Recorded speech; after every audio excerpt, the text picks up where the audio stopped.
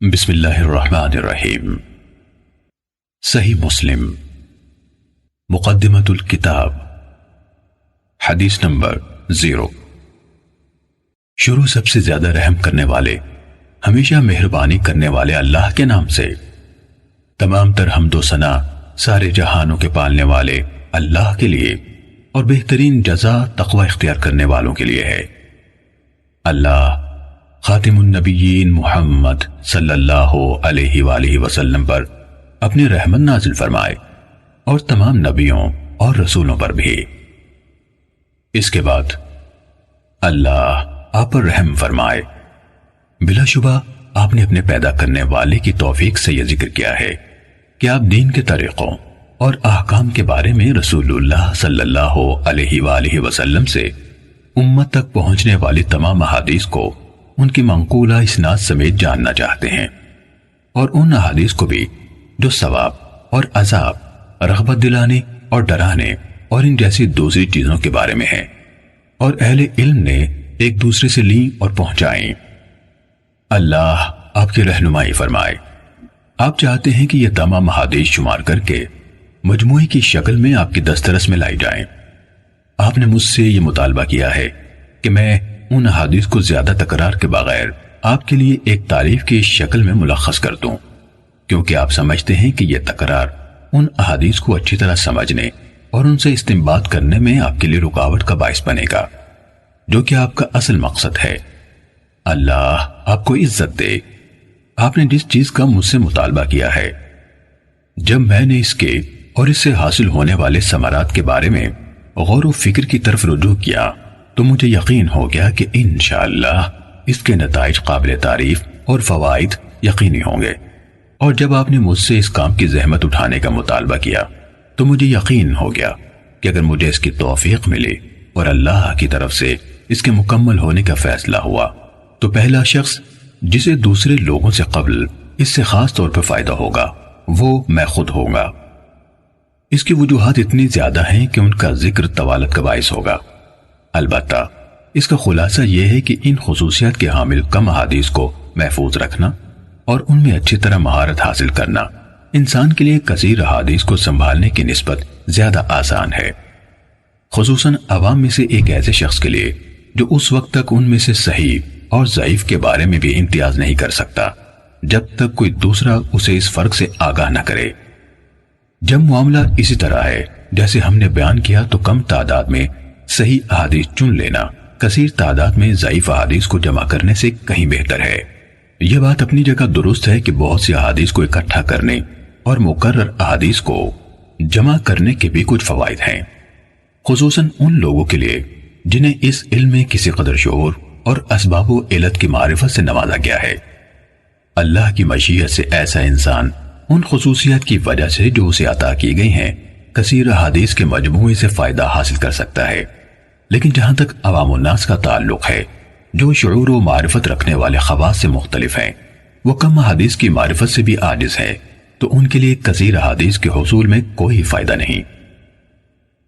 پھر آپ نے جس کتاب کا مطالبہ کیا، ہم انشاءاللہ اس التزام کے ساتھ اس کی تخریج مختلف پہلوؤں سے اس کی وضاحت اور تالیف کا آغاز کرتے ہیں، جس کا میں آپ کے سامنے ذکر کرنے لگا ہوں، اور وہ یہ ہے کہ ہم ان تمام احادیث کو لیں گے جو سنداً نبی اکرم صلی اللہ علیہ وآلہ وسلم سے بیان کی گئی، اور تکرار کے بغیر انہیں 3 اقسام اور بیان کرنے والے لوگوں کے 3 طبقوں کے مطابق تقسیم کریں گے، الا یہ کہ کوئی ایسا مقام آ جائے جہاں کسی حدیث کو دوبارہ ذکر کیے بغیر چارہ نہ ہو، مثلا اس میں کوئی معنی زیادہ ہو یا کوئی سند ایسی ہو جو کسی علت یا سبب کی بنا پر دوسری سند کے پہلو بپہلو آئی ہو، کیونکہ حدیث میں ایک زائد معنی جس کی ضرورت ہو ایک مکمل حدیث کے قائم مقام ہوتا ہے۔ اس لیے ایسی حدیث کو جس میں ہمارا بیان کردہ کوئی معنوی اضافہ پایا جاتا ہے دوبارہ لائے بغیر چارہ نہیں، یا جب ممکن ہوا تو ہم اس معنی کو اختصار کے ساتھ پوری حدیث سے الگ کر کے بیان کر دیں گے، لیکن بسا اوقات اسے پوری حدیث سے الگ کرنا مشکل ہوتا ہے، اور جب اس کی گنجائش نہ ہو تو اسے اصل شکل میں دوبارہ بیان کرنا زیادہ محفوظ ہوتا ہے۔ البتہ جہاں ہمارے لیے اسے مکمل طور پر دہرانے سے بچنا ممکن ہوگا اور کامل شکل میں ہمیں اس کی ضرورت نہ ہوگی تو ہم انشاءاللہ اس سے اجتناب کریں گے۔ جہاں تک پہلی قسم کا تعلق ہے اس میں ہم یہ کوشش کریں گے کہ انہی احادیث کو ترجیح دیں جو دوسری احادیث کی نسبت فنی خامیوں سے زیادہ محفوظ اور زیادہ پاک ہوں، یعنی ان کے ناقلین یعنی راوی نقل حدیث میں صحت اور ثقاہت رکھنے والے ہوں، ان کی روایت میں شدید اختلاف پایا جائے، نہ الفاظ و معنی کو بہت برے طریقے سے غلط ملت کیا گیا ہو جس طرح کے بہت سے حدیث بیان کرنے والوں میں پایا گیا ہے، اور ان کی روایت میں یہ چیز واضح ہو چکی ہے۔ جب ہم اس قسم کے ثقہ لوگوں سے مرویات کا احاطہ کر لیں گے تو بعد ازیں ایسی روایات لائیں گے جن کی سندوں میں کوئی ایسے راوی موجود ہوں گے جو طبقہ اولا جیسے راویوں کے حفظ و اتقان سے متصف نہیں، لیکن وہ بھی انہی میں سے ہیں، چاہے ان صفات میں ان سے ذرا کم ہے جن کو ان سے مقدم رکھا گیا ہے، لیکن عفت، صدق اور علم سے شغف رکھنے جیسی صفات ان میں عام ہوں، جس طرح عطا بن صائب، یزید بن ابی زیاد، لیث بن ابی سلیم اور ان کی طرح کے دیگر حاملین آثار اور ناقلین اخبار ہیں۔ یہ حضرات اگرچہ اہل علم کے ہاں علم اور عفت جیسی صفات میں معروف ہیں، لیکن ان کے ہم عصر لوگوں میں سے بعض دیگر حضرات ایسے ہیں جو اتقان اور روایت کی صحت کے معاملے میں اپنے مقام اور مرتبے کے اعتبار سے ان سے افضل ہیں۔ اس کی وجہ یہ ہے کہ اہل علم کے ہاں یہ حفظ و اتقان ایک بہت اونچا مرتبہ اور ایک اعلیٰ ترین صفت ہے۔ آپ دیکھتے نہیں کہ ان تینوں حضرات یعنی عطا، یزید اور لیث جن کا ہم نے ابھی نام لیا، ان کا موازنہ حدیث کے حفظ و اتقان میں منصور بن معتمر، سلیمان اعمش اور اسماعیل بن ابی خالد سے کریں تو انہیں آپ ان حضرات سے خاصے فاصلے پر پائیں گے، یہ ان کے قریب بھی نہیں آ پاتے۔ ماہرین علم حدیث کو اس بارے میں کوئی شک نہیں کہ منصور، اعمش اور اسماعیل کے ہاں حفظ کی صحت اور حدیث بیان کرنے میں مہارت کی جو صفات فراواں اہل علم کو نظر آتی ہیں، ان کے نزدیک وہ عطا، یزید اور لیث کے ہاں اس طرح معروف نہیں۔ اگر آپ دیگر ہمسروں کے درمیان موازنہ کریں تو بھی یہی ماجرا سامنے آتا ہے۔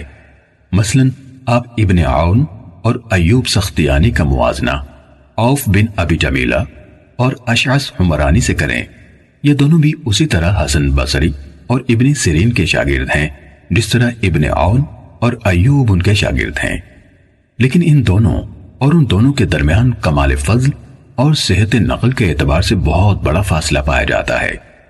عوف اور اشعث بھی اگرچہ اہل علم کے ہاں صدق و امانت سے ہٹے ہوئے نہیں مانے جاتے، لیکن جہاں تک مرتبے کا تعلق ہے تو اہل علم کے ہاں حقیقت وہی ہے جو ہم نے بیان کی۔ ہم نے نام ذکر کر کے مثال اس لیے دی ہے تاکہ اس شخص کے لیے جو اہل علم کے ہاں حاملین حدیث کے درجے کے طریقے سے ناواقف ہے، یہ مثال ایسا واضح نشان ثابت ہو جس کے ذریعے سے وہ مکمل واقفیت حاصل کر لے اور اونچا درجہ رکھنے والے کو اس کے مرتبے سے گھٹائے اور نہ کم درجے والے کو اس کے مرتبے سے بڑھائے، ہر ایک کو اس کا حق دے اور اس کے مرتبے پر رکھے۔ حضرت عائشہ صدیقہ رضی اللہ تعالیٰ عنہ سے روایت بیان کی گئی، انہوں نے کہا ہمیں رسول اللہ صلی اللہ علیہ وآلہ وسلم نے حکم دیا تھا کہ ہم لوگوں کو ان کے مرتبوں پر رکھیں۔ اس کے ساتھ ہی اللہ کا حکم جو قرآن نے بیان فرمایا، ہر علم والے سے اوپر ایک علم رکھنے والا ہے۔ ہم احادیث رسول صلی اللہ علیہ وآلہ وسلم کو اپنی ذکر کردہ صورتوں کے مطابق تالیف کریں گے۔ جو احادیث ان لوگوں سے مروی ہیں جو تمام ماہرین علم حدیث یا ان میں سے اکثر کے نزدیک متہم ہیں، ہم ان کی روایت سے کوئی سروکار نہ رکھیں گے، جیسے عبداللہ بن مسور، ابو جعفر مدائنی، عمر بن خالد، عبد القدوس شامی، محمد بن سعید مسلوب، غیاث بن ابراہیم، سلیمان بن عمرو نخعی اور ان جیسے دیگر لوگوں کی مرویات سے بھی جن پر وضع احادیث اور روایات سازی کے الزامات ہیں۔ اسی طرح وہ لوگ جن کی مرویات کی غالب تعداد منکر اور غلط احادیث پر مشتمل ہے، ہم ان کی احادیث سے بھی احتراز کریں گے۔ کسی حدیث بیان کرنے والے کی منکر روایت کی نشانی یہ ہے کہ جب اس کی روایت کردہ حدیث کا دوسرے اصحاب حفظ اور مقبول محدثین کی روایت سے موازنہ کیا جائے تو وہ ان کی روایت کے مخالف ہو یا ان کے ساتھ موافق نہ ہو پائے۔ جب کسی کی اکثر مرویات اس طرح کی ہوں تو وہ متروک الحدیث ہوتا ہے، اس کی روایت غیر مقبول ہوتی ہیں، یعنی اجتہاد و استنباط کے لیے استعمال نہیں ہوتی۔ اس قسم کے راویان حدیث میں عبداللہ بن محرر، یحییٰ بن ابی انیسہ، جراح بن منہال ابو عطوف، عباد بن کثیر، حسین بن عبداللہ بن زبیرہ، عمر بن صہبان اور اس طرح کے دیگر منکر روایت بیان کرنے والے لوگ شامل ہیں۔ ہم ان کی روایت کا رخ نہیں کرتے، نہ ان روایات سے کوئی سروکار ہی رکھتے ہیں، کیونکہ حدیث میں متفرد راوی کی روایت قبول کرنے کے متعلق اہل علم کا معروف مذہب اور ان کا فیصلہ یہ ہے کہ اگر وہ راوی عام طور پر اہل علم و حفظ ثقات کی موافقت کرتا ہے اور اس نے گہرائی میں جا کر ان کی موافقت کی ہے، تو ایسی صورت میں اگر وہ متفرد کوئی ایسا اضافہ بیان کرتا ہے جو اس کے دوسرے ہم مکتبوں کے ہاں نہیں ہے، تو اس کا یہ اضافہ محدثین کے ہاں قبول کیا جائے گا۔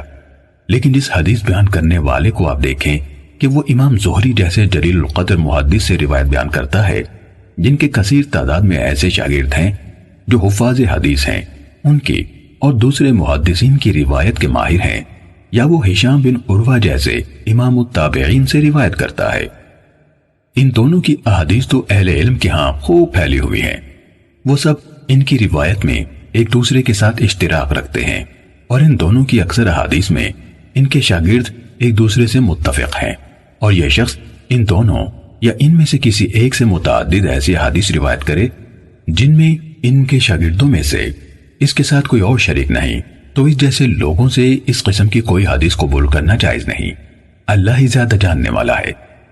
ہم نے حدیث اور اصحاب حدیث یعنی محدثین کے طریقہ کار کا کچھ حصہ ہر اس شخص کی توجہ کے لیے جو ان کے راستے پر چلنا چاہتا ہے اور جسے اس کی توفیق نصیب ہوتی ہے تفصیل سے بیان کر دیا ہے۔ انشاءاللہ ہم اس طریقہ کار کی مزید شرح اور وضاحت کتاب کے ان مقامات پر کریں گے جہاں معلول حدیث یعنی جن میں کوئی خفیہ علت پائی جاتی ہے کا ذکر ہوگا، یعنی جب ہم وہاں پہنچیں گے جہاں اس موضوع کی شرح اور وضاحت کا مناسب موقع ہوگا انشاءاللہ تعالی۔ اس وضاحت کے بعد اللہ آپ پر رحم فرمائے۔ ہم یہ کہنا چاہتے ہیں کہ اگر ہم نے اپنے آپ کو محدث کے منصب پر فائز کرنے والے بہت سے لوگوں کی ضعیف احادیث اور منکر روایات کے بیان کو ترک کرنے جیسے معاملات میں جن کا التزام ان کے لیے لازم تھا غلط کاروائیاں نہ دیکھی ہوتی، اور اگر انہوں نے صحیح روایات کے بیان پر اکتفا کو ترک نہ کیا ہوتا جنہیں ان ثقہ راویوں نے بیان کیا جو صدق و امانت میں معروف ہے، وہ بھی ان کے اس اعتراف کے بعد کہ جو کچھ وہ سیدھے سادے کم عقل لوگوں کے سامنے بے پرواہی سے بیان کیے جا رہے ہیں اس کا اکثر حصہ غیر مقبول ہے، ان لوگوں سے نقل کیا گیا ہے جن سے لینے پر اہل علم راضی نہیں اور جن سے روایت کرنے کو بڑے بڑے ائمہ حدیث مثلا مالک بن انس، شعبہ بن حجاج، سفیان بن عیینہ، یحییٰ بن سعید قطان، عبد الرحمن بن مہدی وغیرہم قابل مذمت سمجھتے ہیں۔ اگر ہم نے یہ سب نہ دیکھا ہوتا تو آپ نے صحیح و ضعیف میں امتیاز اور صرف صحیح کے حصول کے حوالے سے جو مطالبہ کیا ہے اسے قبول کرنا آسان نہ ہوتا، لیکن جس طرح ہم نے آپ کو قوم کی طرف سے کمزور اور مجہول سندوں سے بیان کی گئی منکر حدیثوں کو بیان کرنے اور انہیں ایسے عوام میں جو ان حدیث کے عیوب سے ناواقف ہیں پھیلانے کے بارے میں بتایا، تو صرف اسی بنا پر ہمارے دل کے لیے آپ کے مطالبے کو تسلیم کرنا آسان ہوا۔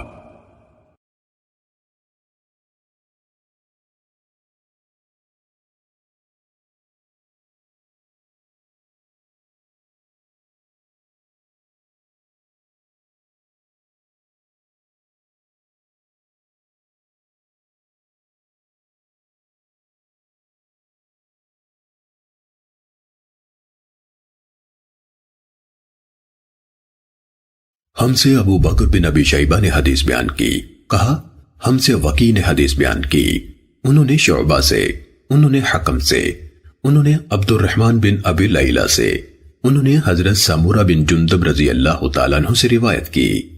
اسی طرح ہم سے ابو بکر بن ابی شیبہ ہی نے حدیث بیان کی، کہا ہم سے وکی نے حدیث بیان کی، انہوں نے شعبہ اور سفیان سے، انہوں نے حبیب سے، انہوں نے میمون بن ابی شبیب سے، اور انہوں نے حضرت مغیرہ بن شعبہ رضی اللہ تعالیٰ عنہ سے روایت کی۔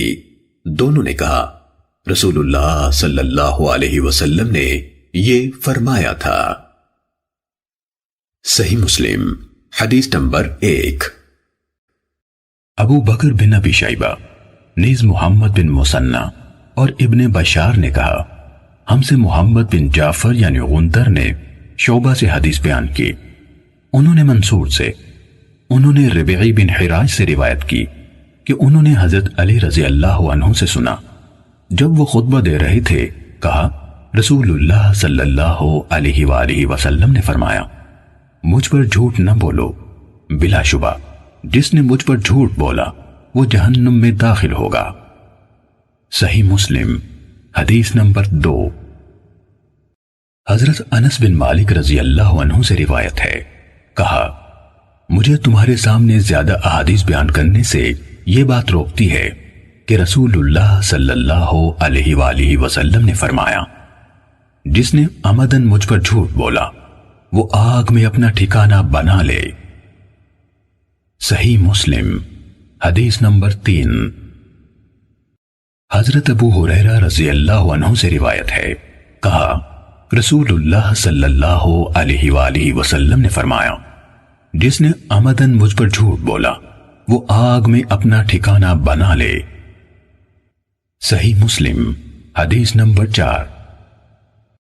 سعید بن عبید نے کہا، ہمیں علی بن ربیہ والبی نے حدیث بیان کی، کہا، میں مسجد میں آیا اور اس وقت حضرت مغیرہ بن شعبہ رضی اللہ عنہ کوفہ کے امیر یعنی گورنر تھے۔ مغیرہ نے کہا، میں نے رسول اللہ صلی اللہ علیہ وآلہ وسلم سے سنا، آپ فرما رہے تھے، مجھ پر جھوٹ بولنا اس طرح نہیں جیسے میرے علاوہ کسی ایک عام آدمی پر جھوٹ بولنا ہے، جس نے جان بوجھ کر مجھ پر جھوٹ بولا وہ جہنم میں اپنا ٹھکانہ بنا لے۔ صحیح مسلم حدیث نمبر 5۔ محمد بن قیس اسدی نے علی بن ربیہ اسدی سے، انہوں نے حضرت مغیرہ بن شعبہ رضی اللہ عنہ سے، انہوں نے نبی صلی اللہ علیہ وآلہ وسلم سے اسی طرح روایت کی، لیکن بلا شبہ مجھ پر جھوٹ بولنا اس طرح نہیں جیسے کسی ایک عام آدمی پر جھوٹ بولنا ہے کا جملہ بیان نہیں کیا۔ صحیح مسلم حدیث نمبر 6۔ معاذ عنبری اور عبد الرحمن بن مہدی دونوں نے کہا، ہم سے شعبہ نے بیان کیا، انہوں نے خبیب بن عبد الرحمن سے، انہوں نے حفص بن عاصم سے روایت کی، کہا، رسول اللہ صلی اللہ علیہ وسلم نے فرمایا، آدمی کے جھوٹا ہونے کے لیے یہی کافی ہے کہ وہ ہر سنی ہوئی بات بیان کر دے۔ صحیح مسلم حدیث نمبر 7۔ علی بن حفص نے شعبہ سے، انہوں نے خبیب سے، انہوں نے حفص بن عاصم سے، انہوں نے حضرت ابو ہریرہ رضی اللہ تعالیٰ عنہ سے، انہوں نے نبی صلی اللہ علیہ وسلم سے اس کے مانند روایت کی۔ صحیح مسلم حدیث نمبر 8۔ ابو عثمان نہدی سے روایت ہے، کہا، عمر ابن الخطاب رضی اللہ تعالیٰ عنہ نے فرمایا، آدمی کے لیے جھوٹ سے اتنا کافی ہے جس کی بنا پر وہ جھوٹا قرار دیا جا سکتا ہے کہ وہ ہر سنی ہوئی بات بیان کر دے۔ صحیح مسلم حدیث نمبر 9۔ ابن وہب نے خبر دی، کہا، مالک بن انس نے مجھ سے کہا، مجھے معلوم ہے کہ ایسا آدمی صحیح سالم نہیں ہوتا جو ہر سنی ہوئی بات آگے بیان کر دے، وہ کبھی امام نہیں بن سکتا جبکہ وہ ہر سنی ہوئی بات آگے بیان کر دیتا ہے۔ صحیح مسلم حدیث نمبر 10۔ ابو احوص نے عبداللہ بن مسعود رضی اللہ تعالیٰ عنہ سے روایت کی، کہا، آدمی کے جھوٹ میں یہی کافی ہے کہ وہ ہر سنی ہوئی بات بیان کر دے۔ صحیح مسلم حدیث نمبر 11۔ محمد بن مثنی نے کہا، میں نے عبد الرحمن بن مہدی سے سنا، کہہ رہے تھے، آدمی اس وقت تک امام نہیں بن سکتا کہ لوگ اس کی اقتداء کریں یہاں تک کہ وہ سنی سنائی باتوں کو بیان کرنے سے باز آ جائے۔ صحیح مسلم حدیث نمبر 12۔ سفیان بن حسین سے روایت ہے کہ ایاس بن معاویہ نے مجھ سے مطالبہ کیا اور کہا، میں تمہیں دیکھتا ہوں تم قرآن کے علم سے شدید رغبت رکھتے ہو، تم میرے سامنے ایک سورہ پڑھو اور اس کی تفسیر کرو تاکہ جو تمہیں علم ہے میں بھی اسے دیکھوں؟ کہا میں نے ایسا کیا تو انہوں نے مجھ سے فرمایا جو بات میں تم سے کہنے لگا ہوں اسے میری طرف سے ہمیشہ یاد رکھنا، ناپسندیدہ یعنی منکر روایات کو بیان کرنے سے بچنا، کیونکہ ایسا نہ ہونے کے برابر ہے کہ کسی نے یہ کام کیا ہو یعنی منکر روایات بیان کی اور وہ اپنی ذات میں ذلیل نہ ہوا ہو اور اس کی بیان کردہ حدیث کو جھوٹا نہ سمجھا گیا ہو۔ صحیح مسلم حدیث نمبر 13۔ حضرت عبداللہ بن مسعود رضی اللہ تعالیٰ عنہ نے فرمایا تم کسی قوم کے سامنے ایسی حدیث بیان نہیں کرتے جس کے صحیح مفہوم تک ان کی عقلیں نہیں پہنچ سکتی مگر وہ ان میں سے بعض کے لیے فتنے کا موجب بن جاتی ہیں۔ صحیح مسلم حدیث نمبر 14۔ ابو حانی نے ابو عثمان مسلم بن یسار سے، انہوں نے ابو ہریرہ رضی اللہ تعالیٰ عنہ سے، انہوں نے رسول اللہ صلی اللہ علیہ وسلم سے روایت کی کہ آپ نے فرمایا میری امت کے آخری زمانے میں ایسے لوگ ہوں گے جو تمہارے سامنے ایسی حدیثیں بیان کریں گے جو تم نے سنی ہوں گی نہ تمہارے آبا نے، تم اس قماش کے لوگوں سے دور رہنا۔ صحیح مسلم حدیث نمبر 15۔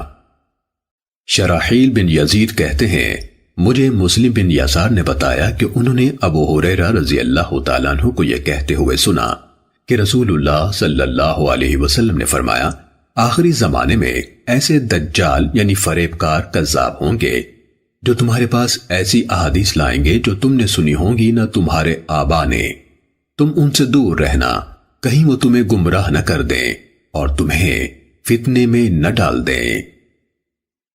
صحیح مسلم حدیث نمبر 16۔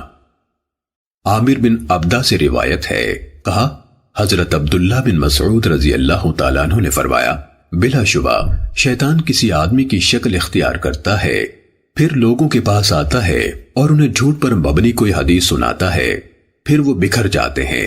ان میں سے کوئی آدمی کہتا ہے میں نے ایک آدمی سے حدیث سنی ہے، میں اس کا چہرہ تو پہچانتا ہوں پر اس کا نام نہیں جانتا، وہ حدیث سنا رہا تھا۔ صحیح مسلم حدیث نمبر 17۔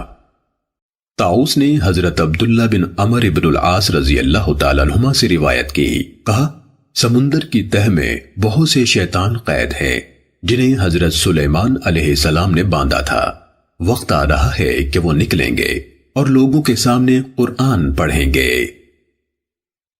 صحیح مسلم حدیث نمبر 18۔ ہشام بن حجیر نے طاؤس سے روایت کی، کہا یہ یعنی ان کی مراد بشیر بن کعب سے تھی، حضرت ابن عباس رضی اللہ تعالیٰ عنہما کے پاس آیا اور انہیں حدیثیں سنانے لگا۔ ابن عباس رضی اللہ تعالیٰ عنہما نے اس سے کہا فلاں فلاں حدیث دہراؤ، اس نے دہرا دی، پھر ان کے سامنے احادیث بیان کی۔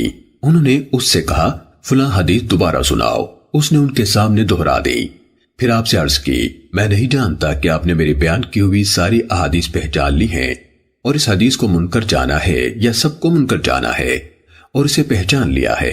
حضرت ابن عباس رضی اللہ تعالیٰ عنہما نے اس سے کہا جب آپ صلی اللہ علیہ وسلم پر جھوٹ نہیں بولا جاتا تھا ہم رسول اللہ صلی اللہ علیہ وسلم سے احادیث بیان کرتے تھے، پھر جب لوگ ہر مشکل اور آسان سواری پر سوار ہونے لگے یعنی بلا تمیز صحیح و ضعیف روایت بیان کرنے لگے تو ہم نے براہ راست آپ صلی اللہ علیہ وسلم سے حدیث بیان کرنا ترک کر دیا۔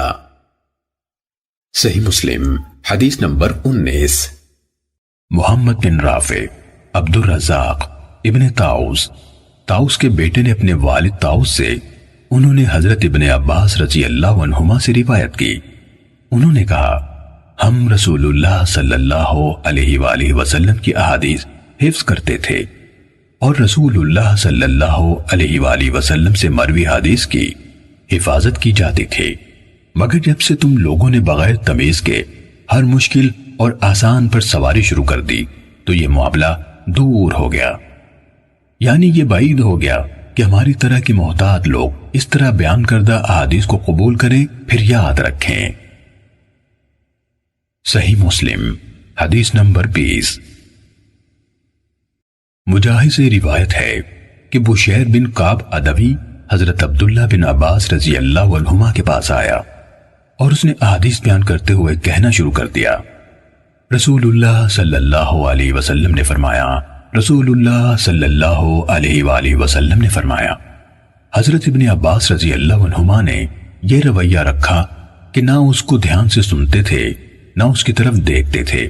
وہ کہنے لگا، اے ابن عباس، میرے ساتھ کیا معاملہ ہے؟ مجھے نظر نہیں آتا کہ آپ میری بیان کردہ حدیث سن رہے ہیں۔ میں آپ کو رسول اللہ صلی اللہ علیہ وآلہ وسلم سے حدیث سنا رہا ہوں اور آپ سنتے ہی نہیں۔ حضرت ابن عباس رضی اللہ عنہ نے فرمایا، ایک وقت ایسا تھا کہ جب ہم کسی کو یہ کہتے سنتے، رسول اللہ صلی اللہ علیہ وسلم نے فرمایا، تو ہماری نظریں فوراً اس کی طرف اٹھ جاتی اور ہم کان لگا کر غور سے اس کی بات سنتے۔ پھر جب لوگوں نے بلا تمیز ہر مشکل اور آسان پر سواری شروع کر دی تو ہم نے لوگوں سے کوئی حدیث قبول نہ کی سوائے اس حدیث کے جسے ہم جانتے تھے۔ صحیح مسلم حدیث نمبر 21۔ ابن ابی ملائکہ سے روایت ہے، کہا، میں نے حضرت عبداللہ بن عباس رضی اللہ عنہما کی طرف لکھا اور ان سے درخواست کی کہ وہ میرے لیے ایک کتاب لکھیں اور جن باتوں کی صحت میں مقال ہو یا جو نہ لکھنے کی ہوں وہ باتیں مجھ سے چھپا لیں۔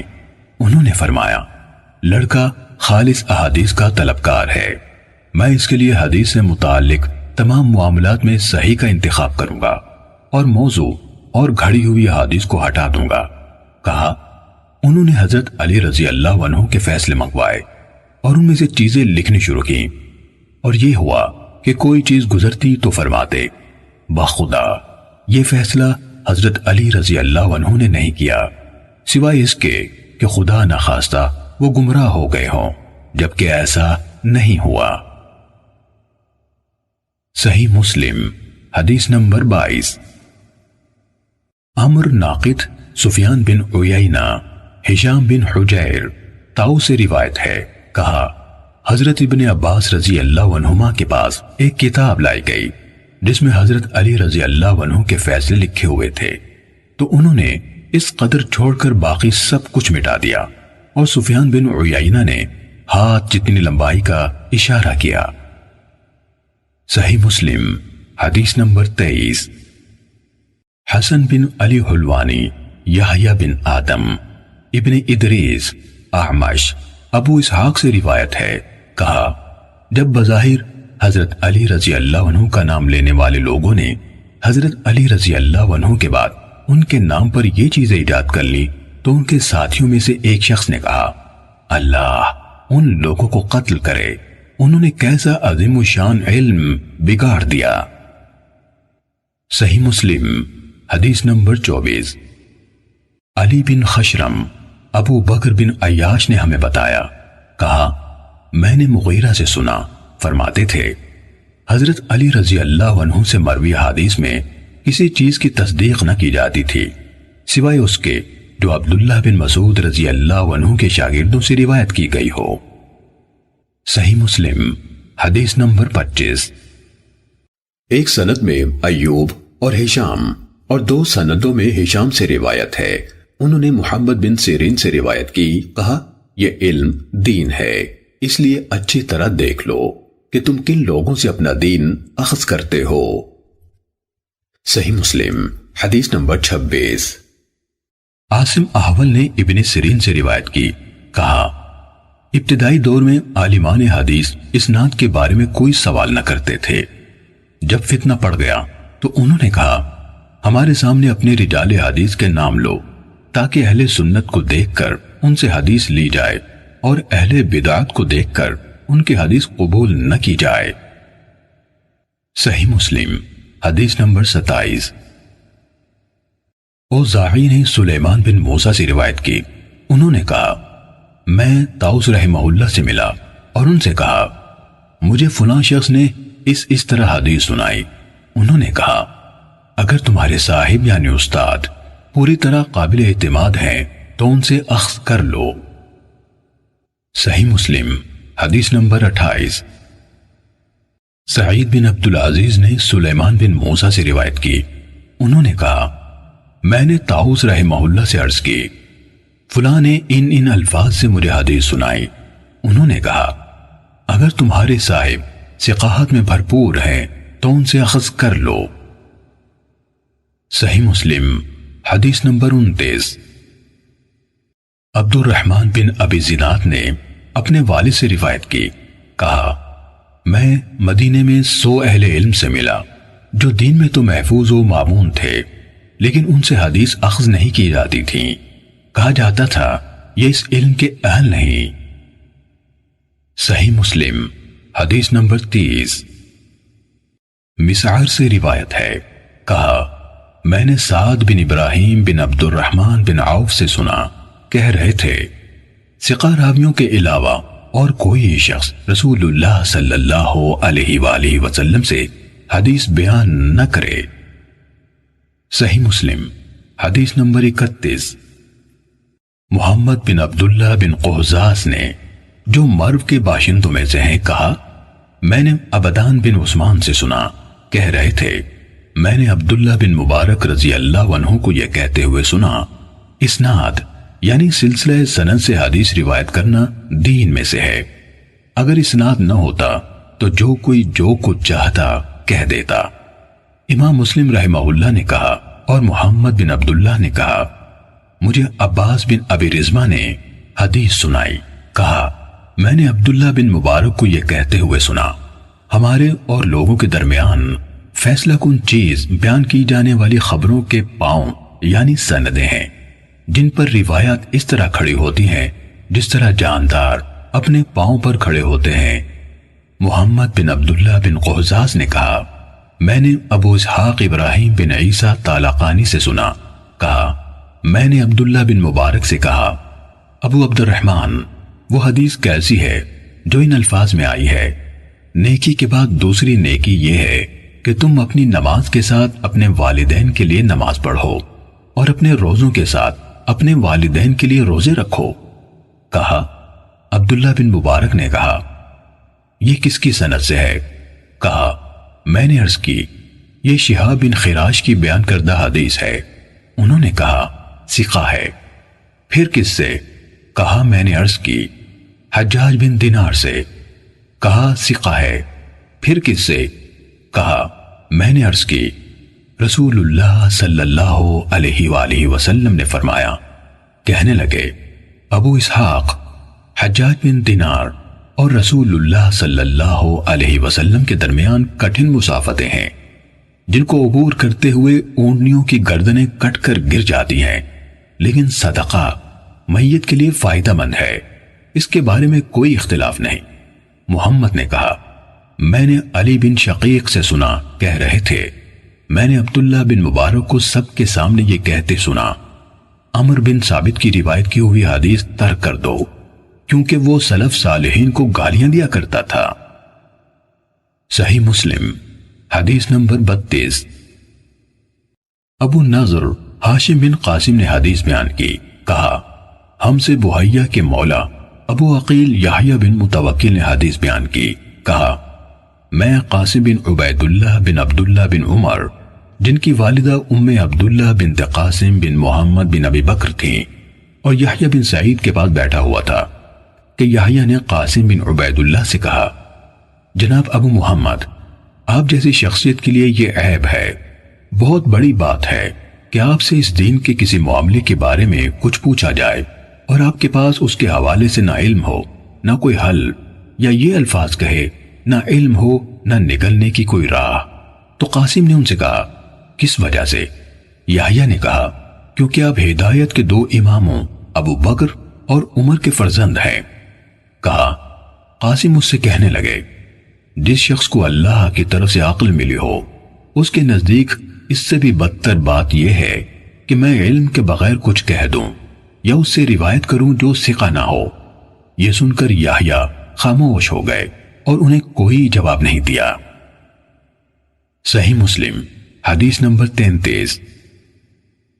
بشر بن حکم عبدی نے مجھ سے بیان کیا، کہا میں نے سفیان بن عیینہ سے سنا، کہہ رہے تھے مجھ سے بہت سے لوگوں نے بحیہ کے مولا ابو عقیل سے سن کر روایت کی کہ کچھ لوگوں نے حضرت عبداللہ بن عمر رضی اللہ عنہما کے ایک بیٹے سے کوئی بات پوچھی جس کے بارے میں ان کے علم میں کچھ نہ تھا، تو یحییٰ بن سعید نے ان سے کہا میں اس کو بہت بڑی بات سمجھتا ہوں کہ آپ جیسے انسان سے جبکہ آپ ہدایت کے دو اماموں یعنی عمر اور ابن عمر رضی اللہ عنہما کے بیٹے ہیں، کوئی بات پوچھی جائے اور اس کے بارے میں آپ کو کچھ علم نہ ہو؟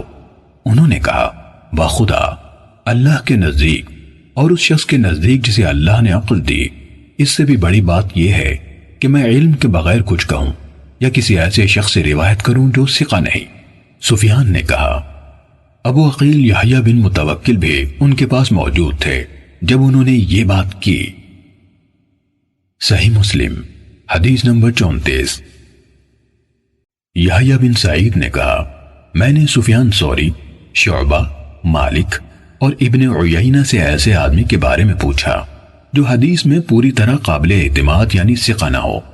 پھر کوئی آدمی آئے اور مجھ سے اس کے بارے میں سوال کرے تو ان سب نے کہا اس کے بارے میں بتا دو کہ وہ پوری طرح قابل اعتماد نہیں ہے۔ صحیح مسلم حدیث نمبر 35۔ نظر کہتے ہیں کہ ابن عون سے شہر بن حوشب کے حدیث کے بارے میں سوال کیا گیا۔ اس وقت وہ اپنی دہلیز پر کھڑے تھے۔ وہ کہنے لگے انہوں یعنی محدثین نے یقیناً شہر کو مطعون ٹھہرایا ہے، انہوں نے شہر کو مطعون ٹھہرایا ہے۔ امام مسلم رضی اللہ عنہ نے کہا لوگوں کی زبانوں نے انہیں نشانہ بنایا، ان کے بارے میں باتیں کی۔ صحیح مسلم حدیث نمبر 36۔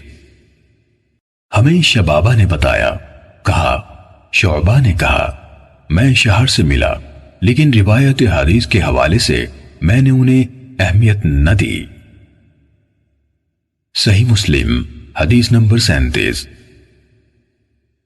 عبداللہ بن مبارک نے کہا میں نے سفیان ثوری سے عرض کیا بلا شبہ عباد بن کثیر ایسا ہے جس کا حال آپ کو معلوم ہے، جب وہ حدیث بیان کرتا ہے تو بڑی بات کرتا ہے، کیا آپ کی رائے ہے کہ میں لوگوں سے کہہ دیا کروں کہ اس سے حدیث نہ لو؟ سفیان کہنے لگے کیوں نہیں؟ عبداللہ نے کہا پھر یہ میرا معمول ہو گیا کہ جب میں کسی علمی مجلس میں ہوتا جہاں عباد کا ذکر ہوتا تو میں دین کے حوالے سے اس کی تعریف کرتا اور ساتھ یہ بھی کہتا اس سے حدیث نہ لو۔ ہم سے محمد نے بیان کیا، کہا ہم سے عبداللہ بن عثمان نے بیان کیا، کہا میرے والد نے کہا۔ عبداللہ بن مبارک نے کہا میں شعبہ تک پہنچا تو انہوں نے بھی کہا یہ عباد بن کثیر ہے، تم لوگ اس سے حدیث بیان کرنے میں احتیاط کرو۔ صحیح مسلم حدیث نمبر 38۔ فضل بن سہیل نے بتایا، کہا میں نے معلّہ راضی سے محمد بن سعید کے بارے میں جس سے عباد بن کثیر نے روایت کی پوچھا تو انہوں نے مجھے عیسیٰ بن یونس کے حوالے سے بیان کیا، کہا میں اس کے دروازے پر تھا، سفیان اس کے پاس موجود تھے، جب وہ باہر نکل گیا تو میں نے ان یعنی سفیان سے اس کے بارے میں پوچھا تو انہوں نے مجھے بتایا کہ وہ کذاب ہے۔ صحیح مسلم حدیث نمبر 39۔ محمد بن ابی عتاب نے کہا مجھ سے عفان نے محمد بن یحییٰ بن سعید قطان سے حدیث بیان کی، انہوں نے اپنے والد سے روایت کی، کہا ہم نے نیک لوگوں یعنی صوفیہ کو حدیث سے بڑھ کر کسی اور چیز میں جھوٹ بولنے والا نہیں پایا۔ ابن ابی عتاب نے کہا میں محمد بن یحییٰ بن سعید قطان سے ملا تو اس بات کے بارے میں پوچھا، انہوں نے اپنے والد سے روایت کرتے ہوئے کہا تم اہل خیر زہد و ورع والوں کو حدیث سے زیادہ کسی اور چیز میں جھوٹا نہیں پاؤ گے۔ امام مسلم نے کہا کہ یحییٰ بن سعید نے فرمایا ان کی زبان پر جھوٹ جاری ہو جاتا ہے، وہ جان بوجھ کر جھوٹ نہیں بولتے۔ صحیح مسلم حدیث نمبر 40۔ خلیفہ بن موسیٰ نے خبر دی، کہا میں غالب بن عبید اللہ کے ہاں آیا تو اس نے مجھے لکھوانا شروع کیا، مکحول نے مجھ سے حدیث بیان کی، مکحول نے مجھ سے حدیث بیان کی، اسی اسنا میں پیشاب نے اسے مجبور کیا تو وہ اٹھ گیا۔ میں نے جو اس کی کاپی دیکھی تو اس میں اس طرح تھا، مجھے ابان نے انس سے یہ حدیث سنائی، ابان نے فلاں سے حدیث روایت کی، اس پر میں نے اسے چھوڑ دیا اور اٹھ کھڑا ہوا۔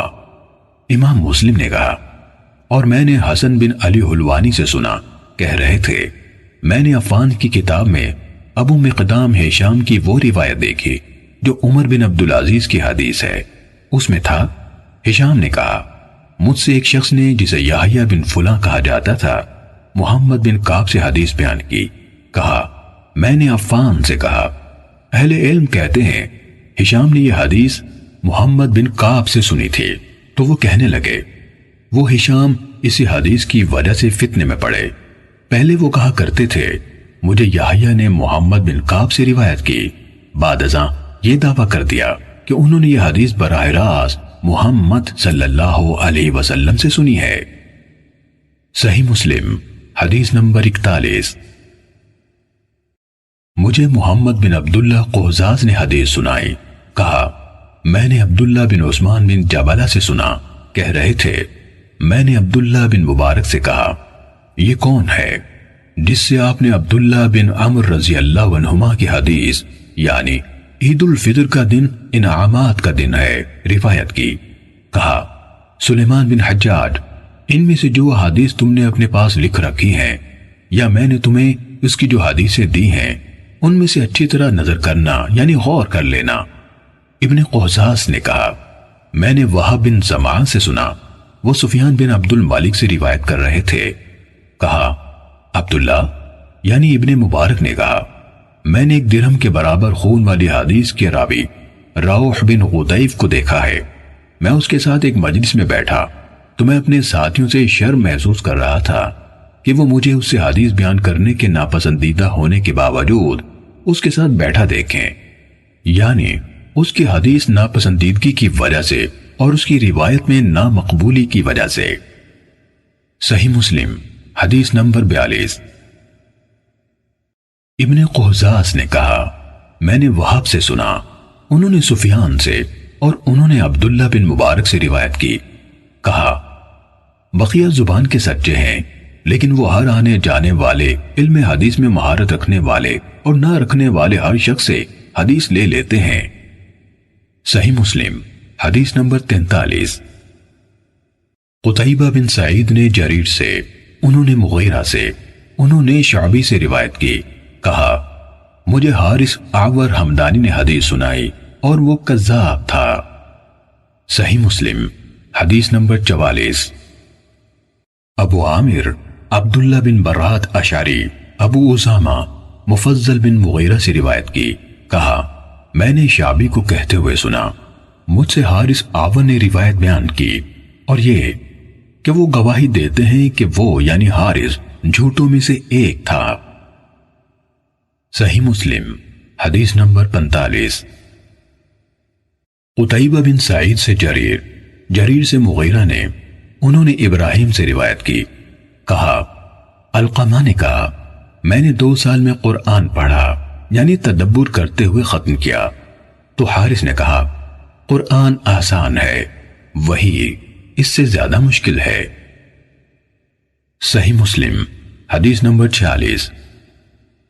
حجاج بن شاعر احمد بن یونس نے ابراہیم نخائی سے روایت کی کہ حارث اعور نے کہا میں نے قرآن 3 سال میں سیکھا اور وہی 2 سال میں، یا کہا وہی 3 سال میں اور قرآن 2 سال میں.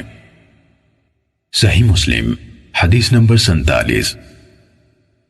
منصور اور مغیرہ نے ابراہیم سے روایت کی کہ حارث متہم راوی ہے. صحیح مسلم حدیث نمبر 48. حمزہ زیاد سے روایت ہے. کہا مرہ حمدانی نے حارث سے کوئی بات سنی تو اس سے کہا تم دروازے ہی پر بیٹھو، اندر نہ آؤ. پھر وہ گھر میں داخل ہوئے اور اپنی تلوار اٹھا لی تو حارث نے برا انجام محسوس کر لیا اور چل دیا. صحیح مسلم حدیث نمبر 49. عبداللہ بن عون سے روایت ہے.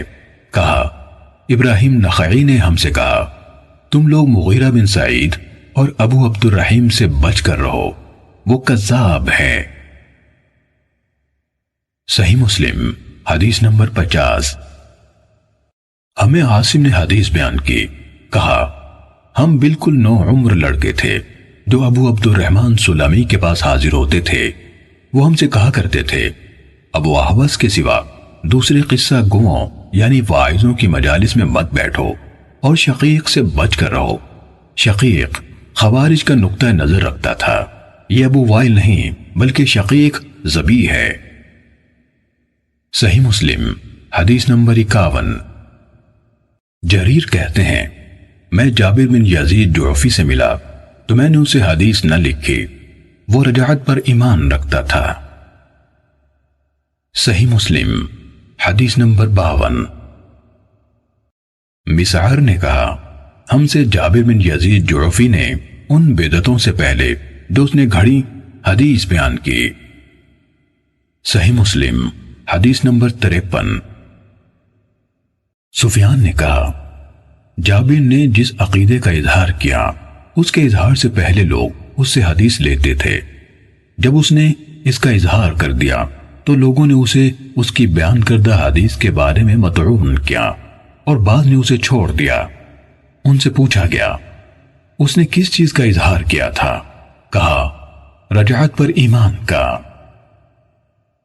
صحیح مسلم حدیث نمبر 54۔ جراح بن ملیک کہتے ہیں میں نے جابر بن یزید جعفی کو یہ کہتے سنا میرے پاس ابو جعفر یعنی محمد باقر بن علی بن حسین بن علی رضی اللہ عنہم کی 70,000 حدیثیں ہیں جو سب کی سب رسول اللہ صلی اللہ علیہ وآلہ وسلم سے روایت کی گئی ہیں۔ صحیح مسلم حدیث نمبر 55۔ زہیر کہتے ہیں جابر نے کہا یا میں نے جابر بن یزید کو یہ کہتے سنا بلا شبہ میرے پاس 50,000 حدیثیں ایسی ہیں جن میں سے میں نے کوئی حدیث بیان نہیں کی۔ پھر ایک دن اس نے ایک حدیث بیان کی اور کہا یہ ان 50,000 حدیثوں میں سے ایک ہے۔ صحیح مسلم حدیث نمبر 56۔ سلام بن ابی مطیع کہتے ہیں میں نے جابر جعفی کو یہ کہتے سنا میرے پاس رسول اللہ صلی اللہ علیہ وآلہ وسلم سے روایت کردہ 50,000 حدیث ہیں۔ صحیح مسلم حدیث نمبر 57۔ سفیان بن عیینہ نے کہا میں نے ایک آدمی سے سنا اس نے جابر سے ارشاد ربانی فلن ابرح الارض حتى يأذن لي ابی او يحكم اللہ لی وهو خیر الحاکمین، یعنی اب میں اس زمین سے ہرگز نہ ہلوں گا یہاں تک کہ میرا باپ مجھے اجازت دے یا اللہ میرے لیے فیصلہ کر دے، اور وہ سب فیصلہ کرنے والوں سے بہتر ہے کے بارے میں سوال کیا تو جابر نے کہا اس کی تفسیر ابھی ظاہر نہیں ہوئی۔ سفیان نے کہا اور اس نے یہ جھوٹ بولا، تو ہم نے سفیان سے کہا اس سے مراد اس کی کیا تھی؟ انہوں نے کہا روافظ کہتے ہیں حضرت علی رضی اللہ عنہ بادلوں میں ہیں، ان کی اولاد میں سے جو کوئی خروج کرے گا ہم اس کے ساتھ خروج نہیں کریں گے حتیٰ کہ آسمان کی طرف سے پکارنے والا یعنی اس کی مراد علی سے ہے پکارے، یقیناً وہی پکارے گا کہ فلاں کے ساتھ مل کر خروج کرو۔ جابر کہتا تھا یہ اس آیت کی تفسیر ہے اور اس نے جھوٹ کہا یہ آیت حضرت یوسف علیہ السلام کے بھائیوں کے بارے میں نازل ہوئی تھی۔ صحیح مسلم حدیث نمبر 58۔ سفیان سے روایت ہے کہا میں نے جابر کو تقریباً 30,000 حدیث بیان کرتے ہوئے سنا ہے، میں ان میں سے ایک حدیث بیان کرنا بھی حلال نہیں سمجھتا چاہے اس کے بدلے میرے لیے اتنا اور اتنا ہو۔ امام مسلم نے کہا میں نے ابو غسان محمد بن عامر رازی سے سنا، کہا میں نے جریر بن عبد الحمید سے پوچھا، میں نے کہا یہ جو حارث بن حسیرہ ہے آپ اس سے ملے ہیں؟ کہا ہاں، لمبی خاموشی والا بوڑھا ہے، ایک بہت بڑی بات پر اصرار کرتا ہے۔ صحیح مسلم حدیث نمبر 59۔ عبد الرحمن بن مہدی نے حماد بن زید سے روایت کی، کہا ایوب نے ایک دن ایک شخص کا ذکر کیا اور کہا وہ کج زبان یعنی جھوٹا، تہمت تراش اور بد زبان تھا، اور دوسرے کا ذکر کیا تو کہا وہ رقم یعنی اشیاء پر لکھی ہوئی قیمت میں اضافہ کر دیتا تھا۔ صحیح مسلم حدیث نمبر 60۔ سلیمان بن حرب نے کہا ہمیں حماد بن زید نے بیان کیا، کہا ایوب نے کہا میرا ایک ہمسایہ ہے، پھر زہد و ورع میں اس کی فضیلت کا ذکر کیا، اگر وہ میرے سامنے 2 کھجوروں کے بارے میں گواہی دے تو میں اس میں بھی اس کی شہادت قابل قبول نہ سمجھوں گا۔ صحیح مسلم حدیث نمبر 61۔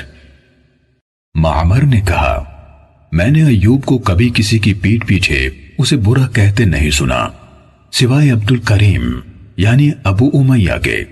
انہوں نے اس کا ذکر کیا تو کہا اللہ اس پر رحم کرے، غیر ثقہ ہے۔ اس نے مجھ سے اکریمہ سے روایت کی گئی ایک حدیث کے بارے میں سوال کیا، پھر لوگوں سے کہا میں نے اکریمہ سے سنا ہے۔ صحیح مسلم حدیث نمبر 62۔ عفان بن مسلم نے کہا حمام نے ہم سے بیان کیا، کہا ابو داؤد اعمہ ہمارے ہاں آیا اور یہ کہنا شروع کر دیا ہمیں برا رضی اللہ عنہ نے حدیث سنائی اور ہمیں زید بن ارقم رضی اللہ عنہ نے حدیث بیان کی۔ ہم نے یہ بات قتادہ کو بتائی، انہوں نے کہا اس نے جھوٹ بولا، اس نے ان سے نہیں سنا، وہ تو ایک منگتا تھا۔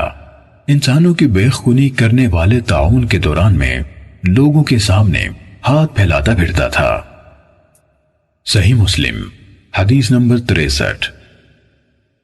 یزید بن ہارون نے کہا ہمیں حمام نے خبر دی کہ ابو داؤد اعمہ قتادہ کے ہاں آیا۔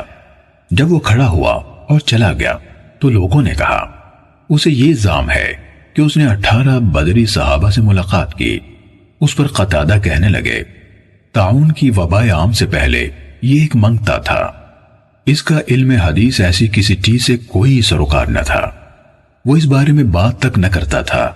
بخدا نہ حسن بصری نے کبھی کسی بدری سے بلا واسطہ حدیث ہمیں سنائی، نہ سعید بن مسیب نے ایک سعد بن مالک رضی اللہ عنہ کے سوا کسی اور بدری سے براہ راست سنی ہوئی کوئی حدیث سنائی۔ صحیح مسلم حدیث نمبر 64۔ جریر نے رقبہ بن مسقلہ بن عبداللہ عبدی کوفی رحمہ اللہ جو جلیل القدر تابعی ہیں ان سے روایت کی کہ ابو جعفر عبداللہ بن مسعود بن عون بن جعفر بن ابی طالب ہاشمی مدائنی حدیث گھڑا کرتا تھا، سچائی یا حکمت پر مبنی کلام پیش کرتا۔ وہ کلام رسول اللہ صلی اللہ علیہ وآلہ وسلم کے فرامین میں سے نہ ہوتا تھا، لیکن اسے وہ رسول اللہ صلی اللہ علیہ وسلم سے روایت کرتا تھا۔ صحیح مسلم حدیث نمبر 65۔ ابو داود طیالسی نے شعبہ سے انہوں نے یونس بن عبید سے روایت کرتے ہوئے بیان کیا، یونس نے کہا عمر بن عبید یعنی معروف معتزلی جو پہلے حضرت حسن بصری کی مجلس میں حاضر رہا کرتا تھا، حدیث کی روایت میں جھوٹ بولا کرتا تھا۔ صحیح مسلم حدیث نمبر 66۔ معاذ بن معاذ کہتے ہیں میں نے عوف بن ابی جمیلہ سے کہا عمر بن عبید نے حضرت حسن بصری سے روایت کرتے ہوئے یہ حدیث سنائی، جس نے ہم پر ہتھیار اٹھایا تو وہ ہم میں سے نہیں۔ انہوں نے کہا بخدا عمر نے اس حدیث کی روایت حسن بصری کی طرف منسوب کرنے میں جھوٹ بولا، لیکن وہ چاہتا ہے کہ اس صحیح حدیث کو اپنی جھوٹی بات سے ملا دے۔ صحیح مسلم حدیث نمبر 67۔ عبید اللہ بن عمر قواریری نے کہا ہم سے حماد بن زید نے بیان کیا، کہا ایک آدمی تھا، وہ ایوب سختیانی کی علمی مجلس میں حاضری کا التزام کرتا تھا اور اس نے ان سے حدیث کا سماع کیا تھا۔ ایوب نے اسے غیر حاضر پا کر اس کے بارے میں پوچھا تو لوگوں نے بتایا جناب ابو بکر یعنی ایوب کی کنیت وہ عمر بن عبید سے منسلک ہو گیا ہے۔ حماد نے کہا ایک دن میں ایوب کے ساتھ تھا، ہم صبح سویرے بازار کی طرف گئے تو اس آدمی نے ایوب کا استقبال کیا۔ ایوب نے اسے سلام کہا اور حال احوال پوچھا، پھر ایوب کہنے لگے مجھے یہ بات پہنچی ہے کہ تم اس آدمی کے ساتھ منسلک ہو گئے ہو۔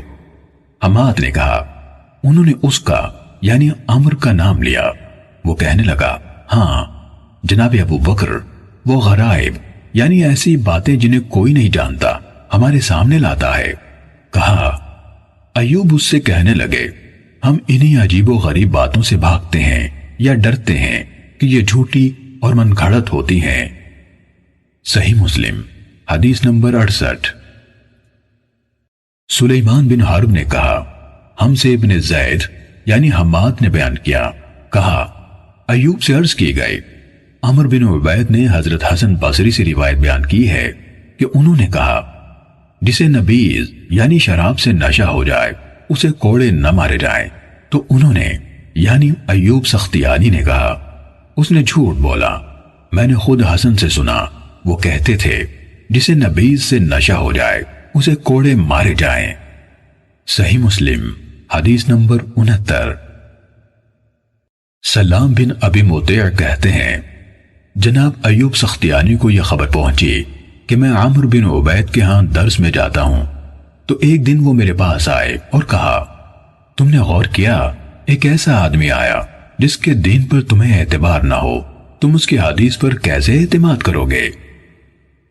صحیح مسلم حدیث نمبر 70۔ سفیان نے بیان کیا، کہا میں نے ابو موسیٰ یعنی اسرائیل بن موسیٰ بصری نزیل ہند سے سنا، کہہ رہے تھے ہمیں عمر بن عبید نے بدعت کا شکار ہونے سے پہلے حدیث سنائی۔ صحیح مسلم حدیث نمبر 71۔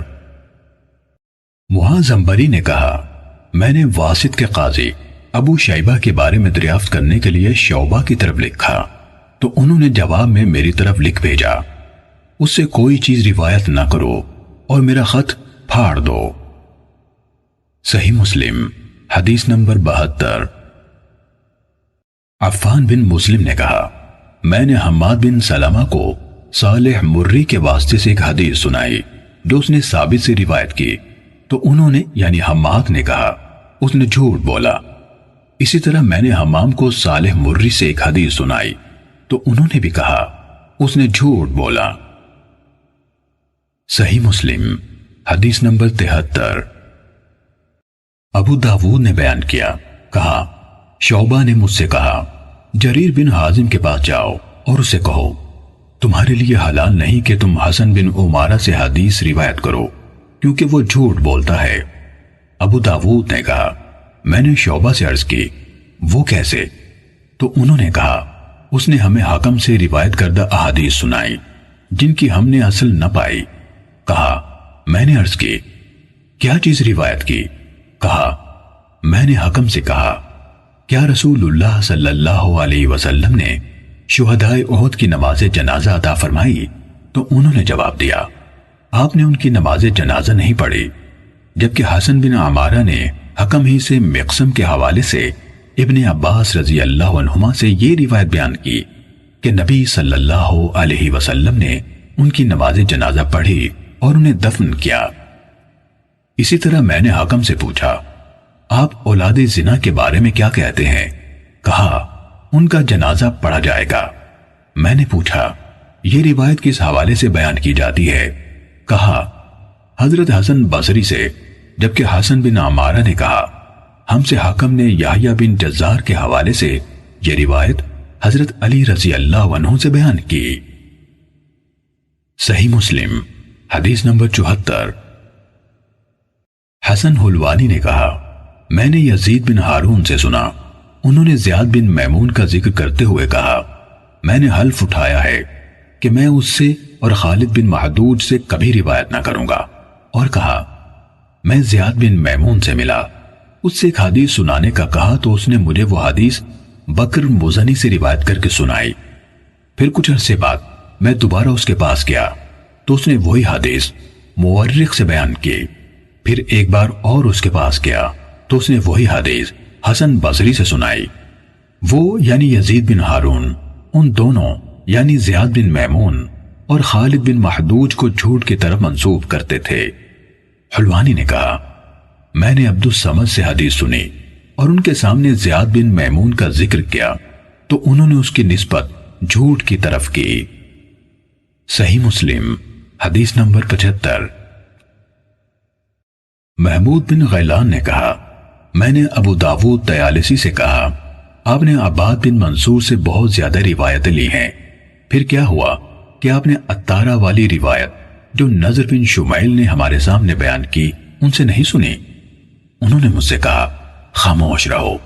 میں اور عبد الرحمن بن مہدی زیاد بن میمون سے ملے اور اس سے پوچھتے ہوئے کہا یہ احادیث جو تم حضرت انس رضی اللہ عنہ سے روایت کرتے ہو کیا ہیں؟ تو وہ کہنے لگا تم دونوں دیکھو کہ ایک آدمی گناہ کرتا ہے پھر توبہ کر لیتا ہے تو کیا اللہ اس کی توبہ قبول نہیں کرتا؟ کہا ہم نے کہا ہاں۔ اس نے کہا میں نے ان حدیث میں سے انس رضی اللہ عنہ سے کچھ نہیں سنا، نہ کم نہ زیادہ۔ اگر لوگ نہیں جانتے تو کیا تم دونوں بھی نہیں جانتے کہ میں انس رضی اللہ عنہ سے نہیں ملا؟ ابو داود نے کہا پھر ہمیں یہ خبر پہنچی کہ وہ وہی روایتیں بیان کرتا ہے، تو میں اور عبد الرحمن اس کے پاس آئے تو وہ کہنے لگا میں توبہ کرتا ہوں۔ پھر اس کے بعد بھی وہ وہی حدیثیں بیان کرتا تھا، تو ہم نے اسے اس کے حال پر چھوڑ دیا۔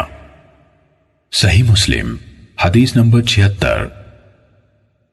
حسن حلوانی نے بیان کیا، کہا میں نے شبابہ سے سنا، کہا عبد القدوس ہمارے سامنے حدیث بیان کرتا تھا اور کہتا تھا۔ سوید بن عقلہ شبابہ نے کہا میں نے عبد القدوس سے سنا، کہتا تھا رسول اللہ صلی اللہ علیہ وسلم نے روح کو عرض بنانے سے منع فرمایا ہے۔ کہا اس سے کہا گیا اس کا کیا مطلب ہے؟ تو اس نے کہا مطلب یہ ہے کہ دیوار میں سوراخ رکھا جائے تاکہ اس میں ہوا داخل ہو۔ امام مسلم نے کہا میں نے عبید اللہ بن عمر قواریری سے سنا، کہہ رہے تھے میں نے حماد بن زید سے سنا، وہ مہدی بن ہلال کے علمی مجلس منعقد کرنے سے چند دن بعد ایک آدمی سے کہہ رہے تھے یہ نمکین چشمہ کیا ہے جو آپ کی طرف سے پھوٹا ہے؟ اس نے کہا ہاں اے ابو اسماعیل آپ کی بات ٹھیک ہے۔ صحیح مسلم حدیث نمبر 77۔ عفان نے کہا میں نے ابو عوانہ سے سنا، کہا مجھے حسن بصری سے کوئی حدیث نہ پہنچی مگر میں اسے ابان بن ابی عیاش کے پاس لے گیا تو اس نے اسے میرے سامنے پڑھا۔ صحیح مسلم حدیث نمبر 78۔ علی بن مسہر نے بیان کیا، کہا میں نے اور حمزہ زیات نے ابان بن ابی عیاش سے تقریباً 1000 احادیث سنی۔ علی نے کہا پھر کچھ عرصے بعد میں حمزہ سے ملا تو اس نے مجھے بتایا کہ اس نے خواب میں رسول اللہ صلی اللہ علیہ وآلہ وسلم کو دیکھا، تو وہ احادیث جو ابان سے سنی تھی آپ کی خدمت میں پیش کی۔ آپ نے ان میں بہت معمولی حصے 5 یا 6 حدیثوں کے سوا کسی چیز کو نہ پہچانا۔ صحیح مسلم حدیث نمبر 79۔ زکریا بن عدی نے کہا مجھ سے ابو اسحاق فزاری نے کہا بقیہ سے وہی حدیث لکھو جو اس نے معروف لوگوں سے روایت کی ہیں، وہ نہ لکھو جو اس نے غیر معروف لوگوں سے روایت کی ہیں، اور اسماعیل بن عیاش سے جو اس نے معروف لوگوں سے روایت کی یا غیر معروف لوگوں سے کچھ نہ لکھو۔ صحیح مسلم حدیث نمبر 80۔ اسحاق بن ابراہیم حنظلی نے بیان کیا، کہا میں نے عبداللہ کے اصحاب یعنی شاگردوں میں سے ایک سے سنا، کہا ابن مبارک نے فرمایا بقیہ اچھا آدمی ہے، اگر یہ نہ ہوتا کہ وہ ناموں کو کنیتوں سے بدل دیتا ہے اور کنیتوں کو ناموں سے۔ وہ ایک زمانے تک ہمیں ابو سعید وحازی سے روایتیں سناتا رہا، ہم نے اچھی طرح غور کیا تو وہ عبد القدوس نکلا۔ صحیح مسلم حدیث نمبر 81۔ عبد الرزاق کہتے ہیں میں نے ابن مبارک کو ایسا کرتے نہیں دیکھا کہ وہ کھل کر اپنی یہ بات یعنی رائے کہہ دیں کہ فلاں جھوٹا ہے، سوائے عبد القدوس کے میں نے انہیں خود یہ کہتے سنا کہ وہ جھوٹا ہے۔ صحیح مسلم حدیث نمبر 82۔ عبداللہ بن عبد الرحمن دارمی نے مجھ سے بیان کیا، کہا میں نے ابو نعیم سے سنا اور انہوں نے معلّہ بن عرفان کا ذکر کیا اور کہا اس نے کہا ہم سے ابو وائل نے بیان کیا، کہا صفین میں ابن مسعود رضی اللہ عنہ ہمارے سامنے نکلے تو ابو نعیم نے کہا ان کے بارے میں تمہاری رائے ہے کہ وہ موت کے بعد دوبارہ زندہ ہو گئے تھے۔ صحیح مسلم حدیث نمبر 83۔ عفان بن مسلم سے روایت ہے، کہا ہم اسماعیل بن علیہ کے ہاں تھے تو ایک آدمی نے ایک دوسرے آدمی سے روایت بیان کی، میں نے کہا وہ مضبوط یعنی ثقہ کا ہم پلہ نہیں، تو اس آدمی نے کہا تم نے اس کی غیبت کی ہے۔ اسماعیل کہنے لگے انہوں نے اس کی غیبت نہیں کی بلکہ حکم یعنی فیصلہ بیان کیا ہے، وہ ثبت نہیں ہے۔ صحیح مسلم حدیث نمبر 84۔ بشر بن عمر نے ہم سے بیان کیا، کہا میں نے امام مالک بن انس سے محمد بن عبد الرحمن کے بارے میں پوچھا جو سعید بن مسیب سے حدیث روایت کرتا ہے، تو انہوں نے کہا وہ ثقہ نہیں۔ میں نے مالک بن انس سے ابو حویرث کے بارے میں سوال کیا تو انہوں نے فرمایا وہ ثقہ نہیں۔ پھر میں نے ان سے اس شعبہ کے بارے میں سوال کیا جس سے ابن ابی ذئب روایت کرتے ہیں، تو فرمایا وہ ثقہ نہیں۔ میں نے ان سے صالح مولا توأمہ کے بارے میں سوال کیا تو کہا ثقہ نہیں۔ میں نے ان سے حرام بن عثمان کے بارے میں پوچھا تو فرمایا ثقہ نہیں۔ میں نے امام مالک سے ان پانچوں کے بارے میں پوچھا، انہوں نے فرمایا یہ سب حدیث کے بیان کرنے میں ثقہ نہیں۔ میں نے ان سے ایک اور شخص کے بارے میں پوچھا جس کا اب میں نام بھول گیا ہوں، تو انہوں نے کہا کیا تم نے میری کتابوں میں اس کا نام دیکھا ہے؟ میں نے عرض کی نہیں۔ فرمایا اگر ثقہ ہوتا تو تم اس کا ذکر میری کتابوں میں دیکھتے۔ صحیح مسلم حدیث نمبر 85۔ ہم سے حجاج نے بیان کیا، کہا ہم سے ابن ابی ذئب نے شرحبیل بن سعد کے حوالے سے حدیث بیان کی اور وہ متہم تھا۔ صحیح مسلم حدیث نمبر 86۔ ابو اسحاق طالقانی کہتے ہیں میں نے عبداللہ بن مبارک سے سنا، کہہ رہے تھے ایک وقت تھا اگر مجھے اختیار دیا جاتا کہ جنت میں داخل ہوں یا عبداللہ بن محرر سے ملوں تو میں اس کا انتخاب کرتا کہ پہلے میں اس سے مل لوں پھر جنت میں جاؤں گا۔ پھر جب میں نے اسے دیکھ لیا تو اس کے مقابلے میں ایک مینگنی بھی مجھے زیادہ محبوب تھی۔ صحیح مسلم حدیث نمبر 87۔ ولید بن صالح نے بیان کیا، کہا عبید اللہ بن عمرو نے کہا زید یعنی ابن ابی انیسہ نے کہا میرے بھائی یحییٰ بن انیسہ سے روایت نہ لو۔ صحیح مسلم حدیث نمبر 88۔ عبداللہ بن جعفر رقی نے عبید اللہ بن عمرو کے حوالے سے بیان کیا، کہا یحییٰ بن ابی انیسہ جھوٹا تھا۔ صحیح مسلم حدیث نمبر 89۔ حماد بن زید سے روایت ہے، کہا ایوب سختیانی کے سامنے فرقت کا ذکر کیا گیا تو انہوں نے کہا فرقت حدیث کی مہارت رکھنے والا نہیں۔ صحیح مسلم حدیث نمبر 90۔ مجھ سے عبد الرحمن بن بشر عبدی نے بیان کیا، کہا میں نے یحییٰ بن سعید قطان سے سنا جب ان کے سامنے محمد بن عبداللہ بن عبید بن عمیر لیثی کا ذکر کیا گیا تو انہوں نے اسے انتہائی ضعیف قرار دیا۔ امام یحییٰ سے کہا گیا کیا یہ یعقوب بن عطا سے بھی زیادہ ضعیف ہے؟ کہا ہاں۔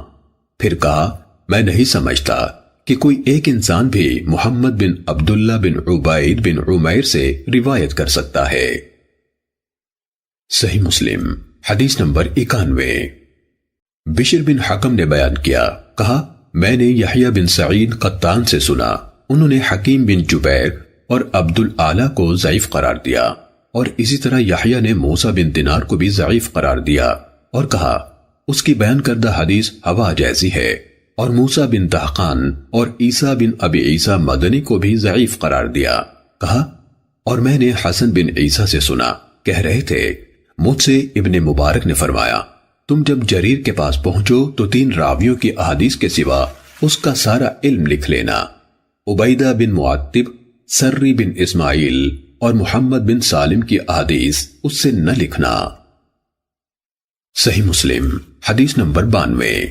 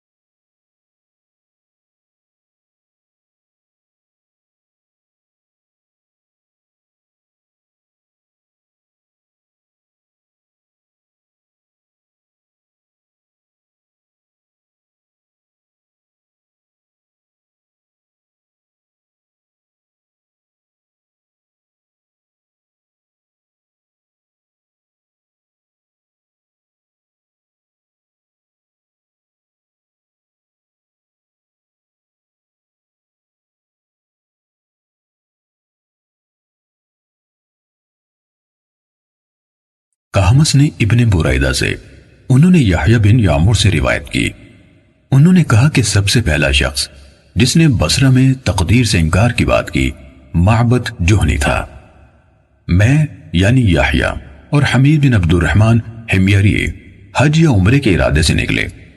हमने आपस में कहा, काश रसूलुल्लाह सल्लल्लाहु अलैहि वसल्लम के सहाबा में से किसी के साथ हमारी मुलाकात हो जाए तो हम उनसे तकदीर के बारे में इन आजकल के लोगों की कही हुई बातों के मुतालिक दरियाफ्त कर लें।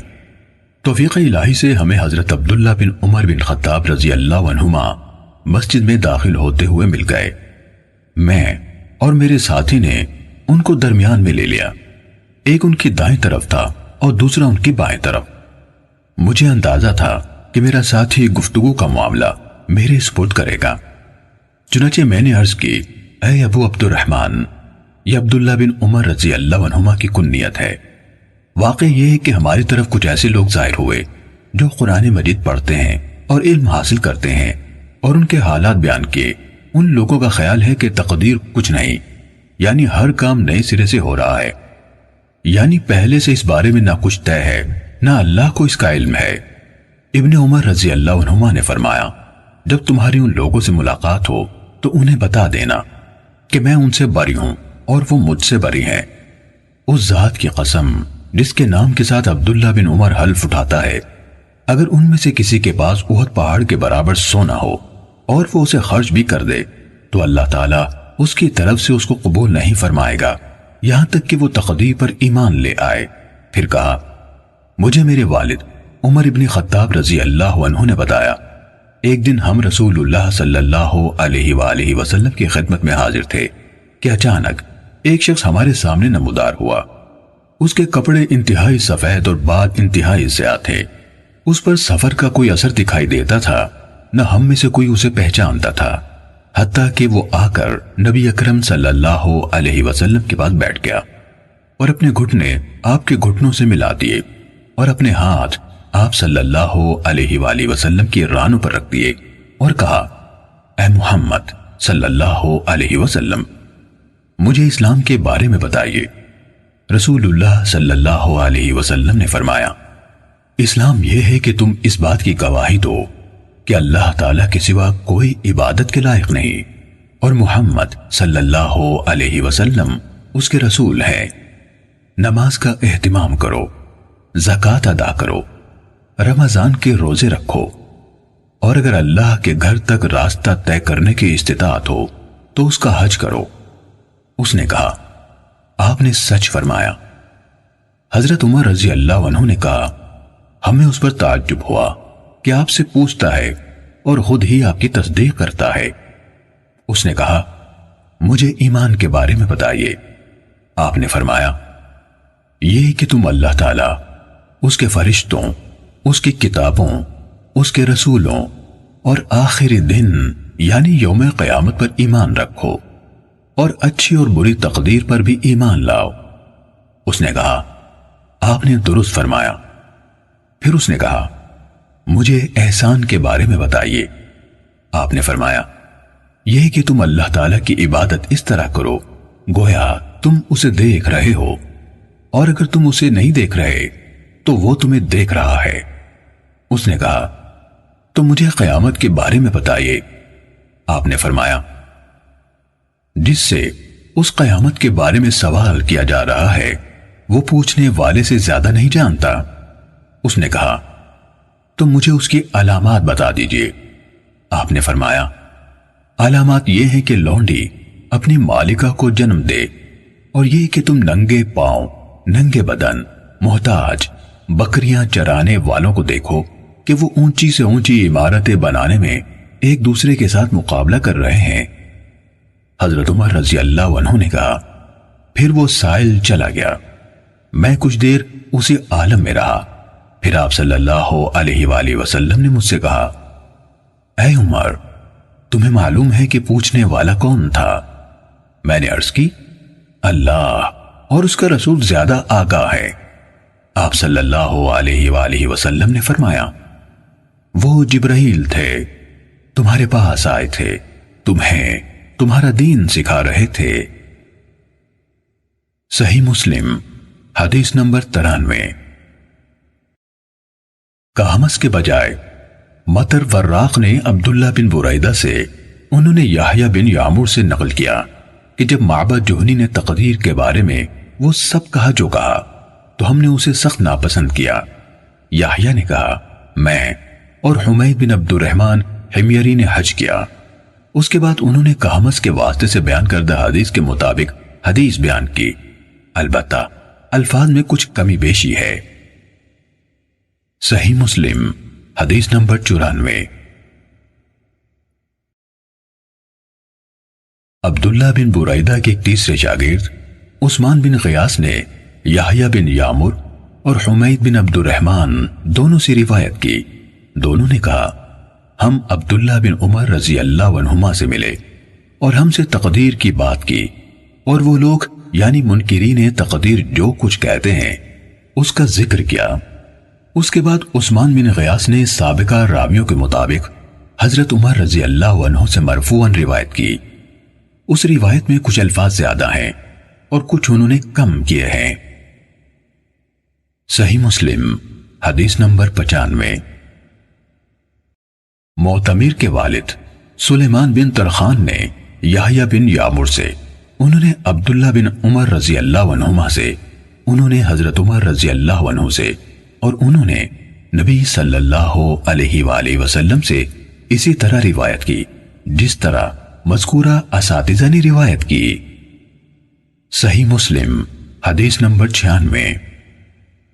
اسماعیل بن ابراہیم یعنی ابن الیہ نے ابو حیان سے، انہوں نے ابو زرعہ بن عمر بن جریر سے، اور انہوں نے حضرت ابو ہریرہ رضی اللہ عنہ سے روایت کی، کہا رسول اللہ صلی اللہ علیہ وسلم ایک دن لوگوں کے سامنے تشریف فرما تھے۔ ایک آدمی آپ صلی اللہ علیہ وسلم کے پاس آیا اور پوچھا، اے اللہ کے رسول، ایمان کیا ہے؟ آپ نے فرمایا، تم اللہ تعالیٰ، اس کے فرشتوں، اس کی کتاب، قیامت کے روز اس سے ملاقات، اس کے سامنے حاضری اور اس کے رسولوں پر ایمان لاؤ، اور آخری بار زندہ ہو کر اٹھنے پر بھی ایمان لے آؤ۔ اس نے کہا، اے اللہ کے رسول، اسلام کیا ہے؟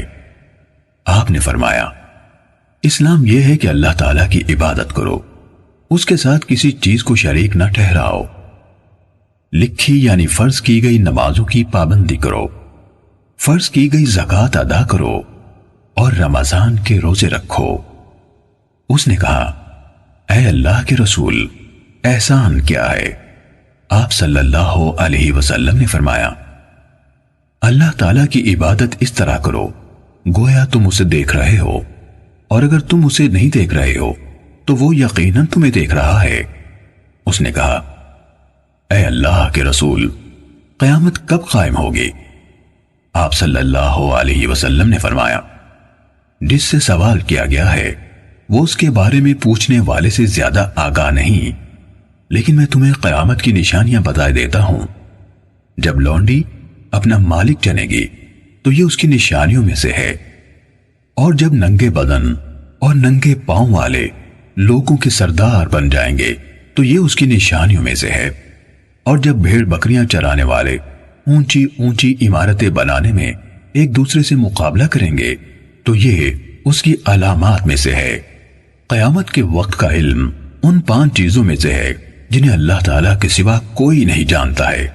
پھر آپ صلی اللہ علیہ وسلم نے یہ آیت پڑھی، بے شک اللہ تعالیٰ ہی کے پاس قیامت کا علم ہے، وہی بارش برساتا ہے، اور وہی جانتا ہے کہ ارحام یعنی ماؤں کے پیٹوں میں کیا ہے۔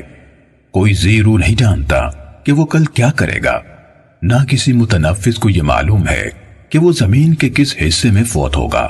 بلا شبہ اللہ تعالیٰ علم والا خبردار ہے۔ حضرت ابو ہریرہ رضی اللہ عنہ نے کہا، پھر وہ آدمی واپس چلا گیا تو رسول اللہ صلی اللہ علیہ وسلم نے فرمایا، اس آدمی کو میرے پاس واپس لاؤ۔ صحابہ کرام رضی اللہ عنہم اسے واپس لانے کے لیے بھاگ دوڑ کرنے لگے تو انہیں کچھ نظر نہ آیا۔ رسول اللہ صلی اللہ علیہ وسلم نے فرمایا، یہی جبرائیل علیہ السلام تھے جو لوگوں کو ان کا دین سکھانے آئے تھے۔ صحیح مسلم حدیث نمبر 97۔ ابن الیہ کے بجائے محمد بن بشر نے کہا ہمیں ابو حیان نے سابقہ سند سے وہی حدیث بیان کی، البتہ ان کی روایت میں اذا ولدت الامۃ بعلہا، یعنی جب لونڈی اپنا مالک جنے گی۔ رب کی جگہ بال یعنی مالک کے الفاظ ہیں، امتو سے مملوکہ لونڈیاں مراد ہیں۔ صحیح مسلم حدیث نمبر 98۔ حضرت ابو ہریرہ رضی اللہ عنہ سے روایت ہے کہ رسول اللہ صلی اللہ علیہ وآلہ وسلم نے فرمایا مجھ سے دین کے بارے میں پوچھ لو۔ صحابہ کرام رضی اللہ عنہم آپ صلی اللہ علیہ وسلم سے اتنے مرعوب ہوئے کہ سوال نہ کر سکے۔ تب ایک آدمی آیا اور آپ صلی اللہ علیہ وسلم کے دونوں گھٹنوں کے قریب بیٹھ گیا، پھر کہنے لگا اے اللہ کے رسول، اسلام کیا ہے؟ آپ نے فرمایا تم اللہ تعالیٰ کے ساتھ کسی کو شریک نہ ٹھہراؤ، نماز کا اہتمام کرو، زکوٰۃ ادا کرو اور رمضان کے روزے رکھو۔ اس نے کہا آپ نے سچ فرمایا۔ پھر پوچھا اے اللہ کے رسول، ایمان کیا ہے؟ آپ صلی اللہ علیہ وسلم نے فرمایا یہ کہ تم اللہ، اس کے فرشتوں، اس کی کتاب، قیامت کے روز اس سے ملاقات اور اس کے رسولوں پر ایمان لاؤ، مرنے کے بعد اٹھنے پر ایمان لاؤ اور ہر امر کی تقدیر پر ایمان لاؤ۔ اس نے کہا آپ نے درست فرمایا۔ پھر کہنے لگا اے اللہ کے رسول، احسان کیا ہے؟ آپ صلی اللہ علیہ وسلم نے فرمایا تم اللہ تعالیٰ سے اس طرح ڈرو گویا تم اسے دیکھ رہے ہو، پھر اگر تم اسے نہیں دیکھ رہے تو وہ یقیناً تمہیں دیکھ رہا ہے۔ اس نے کہا آپ نے صحیح فرمایا۔ پھر پوچھا اے اللہ کے رسول، قیامت کب قائم ہوگی؟ آپ صلی اللہ علیہ وسلم نے جواب دیا جس سے قیامت کے بارے میں پوچھا جا رہا ہے وہ پوچھنے والے سے زیادہ نہیں جانتا، میں تمہیں اس کی علامات بتائے دیتا ہوں۔ جب دیکھو کہ عورت اپنے آقا کو جنم دیتی ہے تو یہ اس کی نشانیوں میں سے ہے، اور جب دیکھو کہ ننگے پاؤں اور ننگے بدن والے، گونگے اور بہرے زمین کے بادشاہ ہیں تو یہ اس کی علامات میں سے ہے، اور جب دیکھو کہ بھیڑ بکریوں کے چرواہے اونچی سے اونچی عمارات بنانے میں باہم مقابلہ کر رہے ہیں تو یہ بھی اس کی نشانیوں میں سے ہے۔ یہ یعنی قیامت کا وقوع غیب کی ان 5 چیزوں میں سے ہے جن کو اللہ تعالیٰ کے سوا کوئی نہیں جانتا۔ پھر آپ صلی اللہ علیہ وسلم نے یہ آیت پڑھی بے شک اللہ تعالیٰ ہی کے پاس قیامت کا علم ہے، وہی بارش برساتا ہے اور وہی جانتا ہے کہ ارحام یعنی ماؤں کے پیٹوں میں کیا ہے، اور کوئی شخص نہیں جانتا کہ وہ آنے والے کل میں کیا کرے گا، اور کوئی شخص نہیں جانتا کہ وہ کہاں کس زمین میں فوت ہوگا۔ سورت کے آخر تک۔ حضرت ابو ہریرہ رضی اللہ عنہ نے کہا پھر وہ آدمی کھڑا ہو گیا اور چلا گیا تو رسول اللہ صلی اللہ علیہ وسلم نے فرمایا اسے میرے پاس واپس لاؤ۔ اسے تلاش کیا گیا تو وہ انہیں یعنی صحابہ کرام کو نہ ملا۔ رسول اللہ صلی اللہ علیہ وسلم نے فرمایا یہ جبرائیل تھے، انہوں نے چاہا کہ تم نہیں پوچھ رہے تو تم دین سیکھ لو، انہوں نے آ کر تمہاری طرف سے سوال کیا۔ صحیح مسلم حدیث نمبر 99۔ مالک بن انس نے ابو سہیل سے اور انہوں نے اپنے والد سے روایت کی، انہوں نے حضرت طلحہ بن عبید اللہ رضی اللہ عنہ سے سنا، وہ کہہ رہے تھے کہ رسول اللہ صلی اللہ علیہ وسلم کے پاس اہل نجد میں سے ایک آدمی آیا، اس کے بال پراگندہ تھے، ہم اس کی ہلکی سی آواز سن رہے تھے لیکن جو کچھ وہ کہہ رہا تھا ہم اس کو سمجھ نہیں رہے تھے، حتیٰ کہ وہ رسول اللہ صلی اللہ علیہ وسلم کے قریب آ گیا۔ وہ آپ سے اسلام کے بارے میں پوچھ رہا تھا۔ رسول اللہ صلی اللہ علیہ وسلم نے فرمایا دن اور رات میں 5 نمازیں فرض ہیں۔ اس نے پوچھا کیا ان کے علاوہ اور نمازیں بھی میرے ذمے ہیں؟ آپ نے فرمایا نہیں، الا یہ کہ تم نفلی نماز پڑھو اور ماہ رمضان کے روزے ہیں۔ اس نے پوچھا کیا میرے ذمے اس کے علاوہ بھی روزے ہیں؟ فرمایا نہیں، الا یہ کہ تم نفلی روزے رکھو۔ پھر رسول اللہ صلی اللہ علیہ وسلم نے اسے زکوٰۃ کے بارے میں بتایا تو اس نے سوال کیا، کیا میرے ذمے اس کے سوا بھی کچھ ہے؟ آپ صلی اللہ علیہ وسلم نے جواب دیا، نہیں، سوائے اس کے کہ تم اپنی مرضی سے نفلی صدقہ دو۔ حضرت طلحہ نے کہا، پھر وہ آدمی واپس ہوا تو کہہ رہا تھا، اللہ کی قسم، میں اس پر کوئی اضافہ کروں گا نہ اس میں کوئی کمی کروں گا۔ اس پر رسول اللہ صلی اللہ علیہ وسلم نے فرمایا، یہ فلاح پا گیا اگر اس نے سچ کر دکھایا۔ صحیح مسلم حدیث نمبر 100۔